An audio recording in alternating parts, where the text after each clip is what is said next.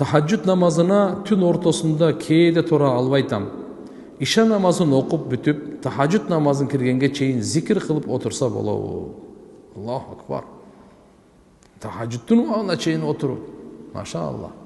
Болот эми, бирок мына билиңиздер да, эгерде мына күн кыска убагында куптандан кийин тахаджудка туруу мүмкүнчүлүк болбосо, 2 рекет намаз окуп деле тахаджудты ниет кылыпчы жатсаңыз болот да.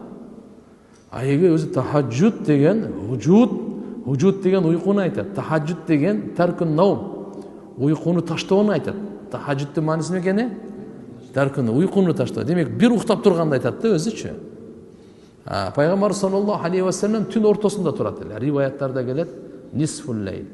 Айша энебизден Масрук рахматуллахи алейхи сураганда, пайгамбарыбыз качан турат эле тахаджудка дегенди айтканда, короз кыйкырганда деген. Түн ортосунда короз кыйкырганда экен да. Бир риваятта түндүн акыркы 3төн 1 бөлүгү калганда турат эле дейт да. Бир ошон үчүн айтканда бир риваятта силер корозду сөкпөгүлө дегени. Айылда бар го, беймалда кыйкырган корозду эртең союп сал деген. Беймал эмес, ал тахаджудка, ал силерди намазга ойготуп атат деген.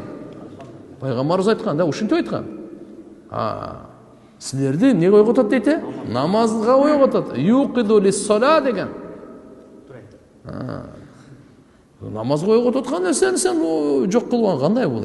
Сага жакшылык каалап атса, сенде бейкапар ушу уйкунун баягы терең кирип кеткенден ойготуп атса.